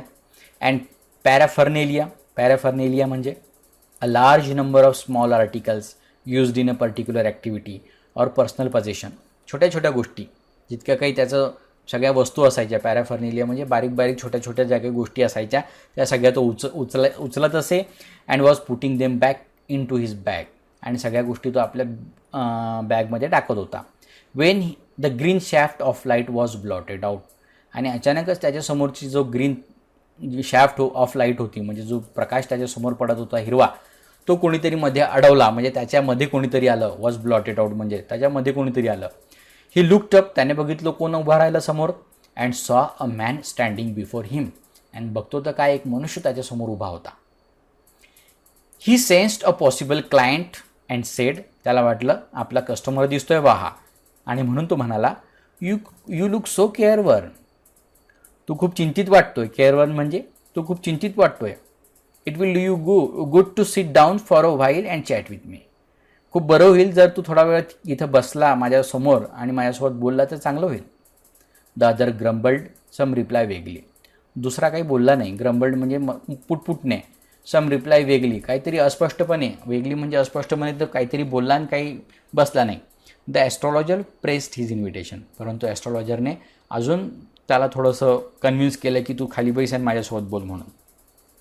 Wear upon the other thrust his palm under his nose saying, आणि दुसरा मग लगेच चिडून thrust his palm under his nose, त्याच्या नाकाखाली त्याने लगेच त्याची जे काही तळहात होता तो समोर दिला आणि म्हणाला, you call yourself an astrologer, तू स्वतःला ज्योतिष म्हणतो का? The astrologer felt challenged and said tilting the others palms towards the green shaft of light, yours is a nature. तर ॲस्ट्रॉलॉजरला एकदम चॅलेंज झाल्यासारखं वाटलं की हा मला चॅलेंज करतोय की काय, आणि मग त्याने त्याचा हात घेतला, टिल्टिंग म्हणजे थोडा वळवला, द अदर्स पाम, दुसऱ्याचा त्या समोरच्या व्यक्तीचा हात घेतला आपल्या हातामध्ये आणि ग्रीन शॅफ्टकडे त्याने वळवला, त्या ग्रीन प्रकाशाकडे वळवला त्या एवढ्यामध्ये, आणि म्हणाला, युअर्स इज अ नेचर. आणि आपलं जे काय ॲस्ट्रॉलॉजीची दुकान होती ज्योतिषाची, त्याने पुन्हा सुरू केली बोलायला की तुझा जो स्वभाव आहे ना तो जरा असा, ओ स्टॉप दॅट, हे सगळं बंद कर. The other sed, tell me something worth while, यापेक्षा काहीतरी जरा व्यवस्थित सांग मला, हे तू दुसऱ्यांना सांगत असेल, मला नको सांगू. अवर फ्रेंड फेल्ट पिक्ड, इथे पिक्डचा अर्थ काय आहे? इरिटेटेड, अनॉइड ऑर रिसेंटेड, रागावलेच वाटतं तुम्ही. आय चार्ज ओनली 3 पैस पर क्वेश्चन, मी प्रत्येक क्वेश्चनसाठी 3 पै घेतो बघा. And what you get out to be good enough for your money, आणि तुम्ही याच्या बदल्यात जे काही तुम्हाला भेटणार आहे ते चांगलंच भेटेल बघा. मी जे काही उत्तरं तुम्हाला देईल हे तुम्हाला चांगलेच वाटतील किंवा तुमचं भाग्य बदलून जाईल. At this the other withdrew his arm, दुसऱ्याने लगेच आपला हात, जो समोरचा व्यक्ती होता त्याच्या हातातून बाहेर काढून घेतला ॲस्ट्रॉलॉजरच्या. टूक आउट अँड आना, आणि पैपेक्षा जास्त मोठा म्हणजे आणा. त्याने आणा काढला बाहेर and flung it on out to him, आणि त्याच्या तोंडावर फेकला. सेईंग, अँड म्हणाला, I have some questions to ask, मी तुला काही प्रश्न विचारेल. If I prove you are bluffing, आणि जर मी तुला असं हे सिद्ध केलं की तू मला फसवतोय, ब्लफिंग म्हणजे दुसऱ्याला फसवणे, you must return that anna to me with interest, तो आणा तू मला परत देशील विथ इंटरेस्ट, व्याजासकट. If you find my answer satisfactory will you give me ₹5, आणि जर माझे उत्तर तुला सॅटिस्फॅक्टरी म्हणजे समाधानकारक वाटले तर तू मला ₹5 देशील का? हे कोण बोलतोय? ॲस्ट्रॉलॉजर म्हणतोय. नो, नाही. और विल यू गिव्ह मी 8 आनाज, चल ठीक आहे, ₹5 नको देऊ, 8 आणे देशील का? आताचे जे 50 पैसे आहेत ना, त्या काळातले 8 आणे असायचे, आणि 16 आण्याचा ₹1 असायचा, म्हणून इथं 8 आणे म्हणजे आपण त्याला नंतर 8 आणे म्हणतो. तर 8 आना देशील का तू मला? All right, provided you give me twice as much if you are wrong. जर तू रॉंग ठरला तर याच्यापेक्षा डबल तू मला देऊन देशील, set the stranger.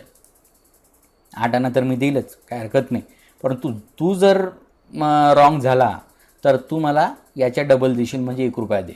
This pact was accepted after a little further argument.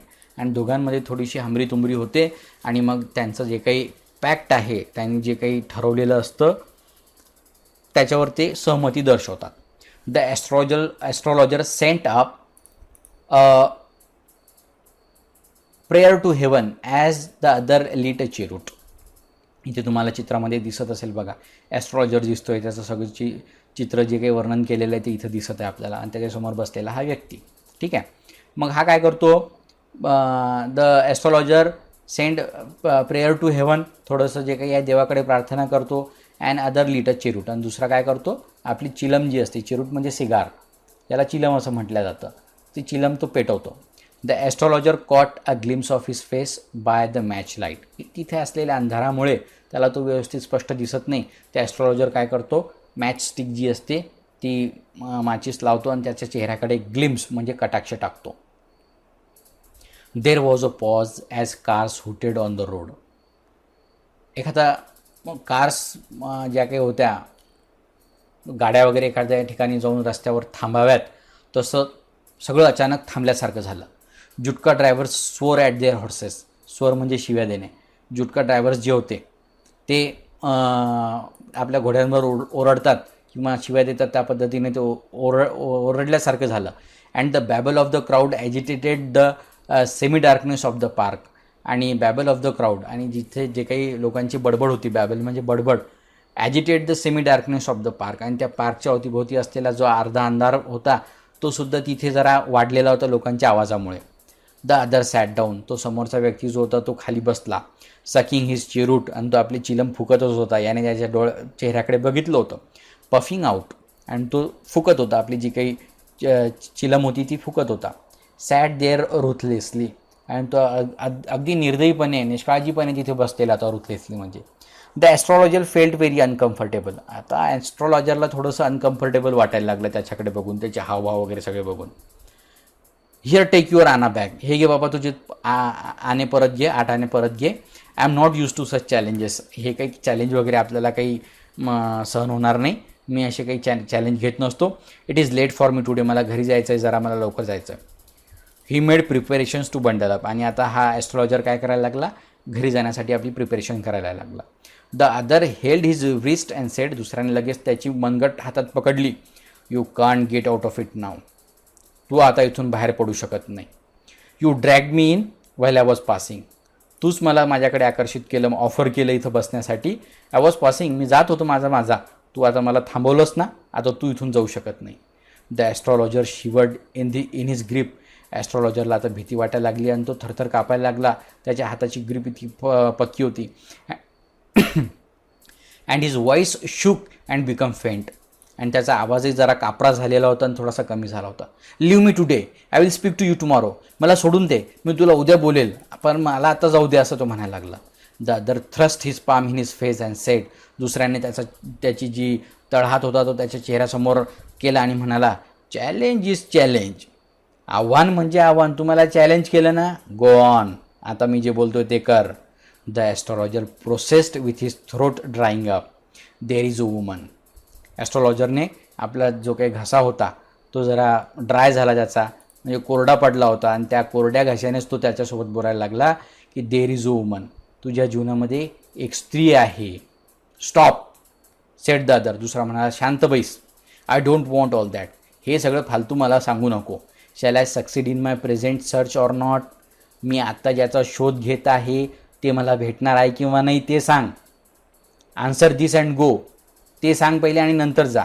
मी ज्याचा शोध घेत आहे तो मला भेटेल किंवा नाही ते सांग. Otherwise I will not let you go till you disgorge all your coins. नाहीतर मी तुला सोडणार नाही जोपर्यंत तुझ्याजवळचे सगळे कॉईन्स जे आहेत तू मला देत नाही. डिस्गॉर्ज म्हणजे सगळे अंडर प्रेशर सरेंडर कर, माझ्यासमोर टाकून दे आणि इथून निघून जा. The astrologer muttered a few incantations and replied. ॲस्ट्रॉलॉजरने पुटपुटला, मटर्ड म्हणजे पुटपुटला, फ्यू इन्कॅन्टेशन्स. इन्कॅन्टेशन्स म्हणजे मॅजिकल वर्ड्स, काही जादुई शब्द त्याने आपल्या तोंडून बाहेर काढले आणि मग उत्तर दिलं. ऑल राईट, ठीक आहे, काय हरकत नाही. आय विल स्पीक, मी बोलेल. But will you give me a RuPay if what I say is convincing. जर मी तुला काही जे सांगत आहे जर तुला पटलं तर तू मला ₹1 देशील का? Otherwise I will not open my mouth. नाहीतर मी माझं काही तोंड उघडणार नाही आहे. And you may do what you like. आणि तुला जे करायचं आहे ते करून घे, मग मी काही बोलणार नाही. After a good deal of haggling. मग दोघांमध्ये थोडीशी हॅगलिंग म्हणजे बार्गेनिंग होते, सौदा होतो, पुन्हा हमरी होते. The other agreed. आणि मग ते समोर अग्री होतात. The astrologer said. आणि आता ॲस्ट्रॉलॉजर म्हणतो you were left for dead. Am I right.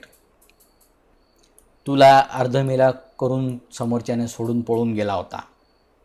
बरोबर आहे का? Tell me more. बरोबर आहे, सांग, अजून सांग, काहीतरी सांग. A knife has passed through you once. तुझ्या आरपार एकदा एकाने चाकू खुपसलेला आहे आणि तो आरपार गेलेला आहे. Set the astrologer. ॲस्ट्रॉलॉजरने म्हणाला good fellow. He bared his chest to show the scar. What else. हो खरोखर. लगेच त्याने आपल्या छातीवरचा जो काही वार होता तो दाखवला की बरोबर बोलतोय तू. What else. अजून सांग मला काहीतरी. काय घडलं होतं त्या मतात. And then you are pushed into a well nearby. In the field you are left for dead. आणि नंतर तुला त्या शेतामध्ये, एखाद्या शेतातल्या एका विहिरीमध्ये फेकून देण्यात आलं. You are left for dead. आणि तुला मरण्यासाठी सोडून दिलं होतं. I should have been dead if some passer by had not chance to peep into the well. मी मेलोच असतो त्या दिवशी जर एखादा तो व्यक्ती बाजूने जाणाऱ्या व्यक्तीने ढुंकून बघितलं नसतं. तर पीप म्हणजे ढुंकून बघणे. ढुंकून बघितलं नसतं त्या वेलमध्ये, त्या विहिरीमध्ये, तर मी मेलोच असतो. Exclaimed the other. Overwhelmed by enthusiasm. आणि हा खूप आता भावनिक झालेला होता. त्या इंथुझियाझम म्हणजे उत्साह आलेला होता की हा तर माझ्याबद्दल सगळ्या गोष्टी बरोबर सांगतोय. When shall I get at him. मला तो केव्हा सापडेल ते सांगा आता. समोरचा व्यक्ती बोलतोय. He asked clenching his fist. आणि त्याची जी काही मनगट होती ती मनगट बिलकुल अशी हाताने मागे पुढे करत तो म्हणायला लागला मला तो केव्हा भेटेल ते सांग, म्हणजे त्याचा काटा मी काढेल. In the next world. पुढच्या जन्मात भेटेल म्हणतो तुला. Answered the astrologer. ॲस्ट्रॉलॉजर म्हणाला ही डाईड 4 months ॲगो इन अ फार ऑफ टाऊन. 4 महिने आधी तो मरून गेलेला आहे. You will never see any more of him. तो तुला दिसणार नाही आता. The other groaned on hearing. Oh no. मेला. दुसऱ्याने लगेच आपलं जे काही चिंता व्यक्त केली. ग्रोन्ड म्हणजे विव्हळला तो. The astrologer proceeded. ॲस्ट्रॉलॉजर म्हणाला Gurunayak. You know my name. The other said taken aback. ॲस्ट्रॉलॉजरने त्याचं नाव घेतलं समोरच्या व्यक्तीचं. तुझं नाव गुरुनायक ना. तो म्हणाला तुला माझं नाव माहीत आहे. आणि तो अतिशय टेकन अ बॅक म्हणजे आकर्षित झाला. आश्चर्यचकित झाला. As I know all other things. मला बाकीच्या सगळ्या गोष्टी माहिती आहे. Gurunayak listen carefully what I have to say. मी काय बोलतोय ते आता व्यवस्थित लक्षपूर्वक ऐक, म्हणजे जरा व्यवस्थित होईल तुझ्या जीवनामध्ये. Your village is 2 days journey due north of this town. तुझं गाव इथून उत्तरेकडे 2 दिवसाचा प्रवास केल्यानंतर येतं. Take the next train. पुढची ट्रेनने जा. And be gone. आणि आता इथून निघून जा. I see once again great danger to your life. पुन्हा तुझ्या जीवनामध्ये एक डेंजर येणार आहे बघ. If you go from home. आता तू जर घरापासून दूर पडला, बाहेर गेला, तर तुझा जीव पुन्हा धोक्यात येणार आहे. He took out a pinch of sacred ash and held it to him. त्याने लगेच आपल्या त्या पिटाऱ्यामधून, आपल्या बॅगमधून सॅक्रेड ॲश म्हणजे ती विभूती काढली आणि त्याला दिली. Rub it on your forehead and go home. ही आपल्या कपाळावर लाव आणि घरी जा, ही तुझं रक्षण करेल. Never travel southward again. आणि दक्षिणेकडे पुन्हा आता प्रवास करू नको. And you will live to be 100. जर तू इकडे आला नाही तर पुढचं 100 वर्ष आयुष्य तुला आहे. जर इकडे आला तर तू मरशील. Why should I leave home again. मी पुन्हा माझं घर कशाला सोडणार आहे. The other said reflectively. I was only going away now and then to look for him and choke out his life as if I met him. मी घराच्या बाहेर तेव्हाच पडतो, इतक्या दूर का आलेलो आहे. मला फक्त तो सापडला पाहिजे ज्याने मला अर्धमेला करून सोडलेलं होतं आणि त्याचा गळा दाबून मला चोकआउट म्हणजे त्याचा गळा दाबून त्याचा जीव घ्यायचा आहे. ही शुक हिज हेड रिग्रेटफुली.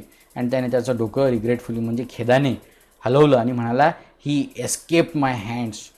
तो माझ्या हातून निघून गेलेला आहे. I hope at least he died as he deserve. मी अशी अपेक्षा करतो की त्याने तडपून मेला तर माझ्या जीवाला जरा आराम भेटेल. Yes said the astrologer. Astrologer म्हणाला, हो बरोबर आहे, तो असाच मेलेला आहे. He was crushed under lorry. अरे तो एका ट्रक खाली येऊन मेला, तडपून मेला तो. The other looked gratified to hear it. आणि दुसरा लगेच सॅटिस्फाईड म्हणजे समाधानी झाला. दुसऱ्याने ते ऐकलं तर त्याला खूप समाधानी झाल्यासारखं वाटलं. बरं झालं, म्हणजे तडपून मेला की नाही, असंच मारणार होतो मी त्याला. The place was deserted by the time the astrologer picked up his articles and put them into his bag. The place was deserted म्हणजे निर्मनुष्य झालेली होती सगळी जागा. By the time the astrologer picked up his articles. ॲस्ट्रॉलॉजरने सगळे जे काही आपलं सामान होतं ते उचललं आणि आपल्या बॅगमध्ये टाकलं. The green shaft was also gone. आता तो हिरवा प्रकाश जो समोर पडत होता तो सुद्धा गेलेला होता. Living the place in darkness and silence. पूर्ण आता ती जागा अंधारमय झालेली होती आणि शांतता तिथे पसरलेली होती. The stranger had gone off into the night. आणि स्ट्रेंजरसुद्धा त्या अंधारामध्ये निघून गेलेला होता, तो अनोळखी व्यक्ती. After giving the astrologer a handful of coins. आणि ॲस्ट्रॉलॉजरला त्याने जितकं काही सांगितलेलं होतं मूठ भरून त्याला कॉईन्स दिलेले होते त्याचा मोबदला म्हणून. It was nearly midnight when the astrologer reached home. मध्यरात्री झालेली होती जेव्हा ॲस्ट्रॉलॉजर आपल्या घरी पोचला. रिच्ड म्हणजे पोचणे. His wife was waiting for him. त्याची बायको त्याची वाट बघत होती at the door and demanded an explanation. आणि बायको घरी बिचारी वाट बघत होती, मध्यरात्र झालेली, आत्तापर्यंत घरी कसे आले नाही इथे. दरवाजाच ती उभी होती. मग हा घरी आल्यानंतर तिने विचारलं, कुठे राहिले तुम्ही, कुठे गेले होते इतक्या रात्री. ही फ्लंज द कॉईन्स ॲट हर. लगेच त्याने त्याच्या हातातले कॉईन्स बाहेर काढल्याने तिला सांगितलं, हे घे. And set count them. मोज किती आहेत ते. 1 मॅन गेव ऑल दॅट. एका माणसाने मला दिले हे सगळे. 12.5 आना. 12.5 आणे आहेत. 12.5 आणे. She said counting. She was overjoyed. आणि ती खूप खुश झाली होती. I can buy some jaggery and coconut tomorrow. अरे वा, इतके पैसे. मी उद्या आता जॅगरी म्हणजे गूळ मागवते अँड कोकोनट आणि नारळसुद्धा मागवते उद्या. The child has been asking for sweets for so many days now. आणि याचं मी काहीतरी गोडधोड बनवते. मुलं जे आहेत ते has been asking for sweets. माझं द चाइल्ड म्हणजे मुलगा, माझा लहान मुलगा जो आहे तो गोड काहीतरी बनव असं मला म्हणत होता किती दिवसांपासून. बरं झालं तुम्ही पैसे आणले. I will prepare some nice stuff for her. आणि त्या माझ्या मुलीसाठी, फॉर हर म्हणजे मुलगी आहे, त्या मुलीसाठी मी काहीतरी चांगलं बनवते बरं का. द स्वाईन हॅज चिटेड मी. अरे त्याने मला धोका दिला बरं का. He promised me a RuPay. त्याने मला सांगितलं होतं की तुम्हाला 1 रुपया देईल, त्याने मला 12.5 आनाच दिले म्हणजे. Set the astrologer. She looked at him. You look worried, what is wrong. त्याची बायको त्याच्याकडे बघत होती आणि म्हणाली, you looked worried, what is wrong. तुम्ही जरा चिंतित वाटत आहात, काय झालं, काही प्रॉब्लेम झाला का. मग हा म्हणायला लागला, नथिंग, काही नाही गं. आफ्टर डिनर, मग नंतर जेवण वगैरे झाल्यानंतर ते बसलेले असताना, sitting on the pyol he told her. Pyol म्हणजे स्ट्रिंग कॉट म्हणजे 4 पाई ज्याला आपण म्हणतो, त्या पॉयलवर ते बसलेले होते. आणि मग तो त्याला म्हणायला लागला, तिला म्हणायला लागला, do you know a great load is gone from me today. माझ्या डोक्यावरचं एक मोठं ओझं आज निघून गेलेलं आहे, तुला माहीत आहे का. आपल्या बायकोला तो म्हणतो astrologer. I thought I had the blood of a man on my hands all these years. मला असं वाटत होतं इतक्या दिवसांपासून माझ्या हातांवर दुसऱ्याचा रक्त लागलेला आहे. ब्लड म्हणजे रक्त. दुसऱ्याचा खून मी केलेला आहे असं मला भास व्हायचा नेहमी. That was the reason why I ran away from home. आणि त्याचमुळे मी माझं घर सोडून पळून आलो होतो, सेटल्ड हिअर. आणि इथं येऊन मी सेटल झालो होतो अँड मॅरिड यू आणि तुझ्यासोबत लग्न केलं. He is alive. आणि ज्याच्या खुनाचा बदला किंवा ज्याचा खून माझ्या हाताने झालेला होता असं मला वाटायचं, तो जिवंत आहे, तुला माहीत आहे? शी गॅप्स्ड. ती आश्चर्यचकित झाली. You tried to kill him. तुम्ही त्याला मारण्याचा प्रयत्न केला होता? Yes, in our village. हो, आमच्या गावामध्ये. When I was a silly youngster. आम्ही त्यावेळेला खूप तरुण होतो. We drank. आम्ही थोडं दारू वगैरे पिली. गॅम्बल्ड, थोडंसं आम्ही पत्ते वगैरे खेळले. And quarrelled badly one day. आणि आम्ही एकमेकांसोबत भांडणं केले. Why think of it now. आणि त्याच्याबद्दल आत्ता कशाला विचार करायचा? त्या भांडणातच मी त्याला मारलं आणि तो जे काही अर्धमेला राहिलेला होता. Time to sleep. जाऊ दे, त्याच्याबद्दल काय विचार करते, आपण झोपून जाऊयात आता, ही सेड यॉर्निंग. आणि मग इथे तो जांभया द्यायला लागला. And stretched himself on the pyol. आणि मग तो आपल्या चारपाईवर अंग ताणून तिथंच झोपून राहिला.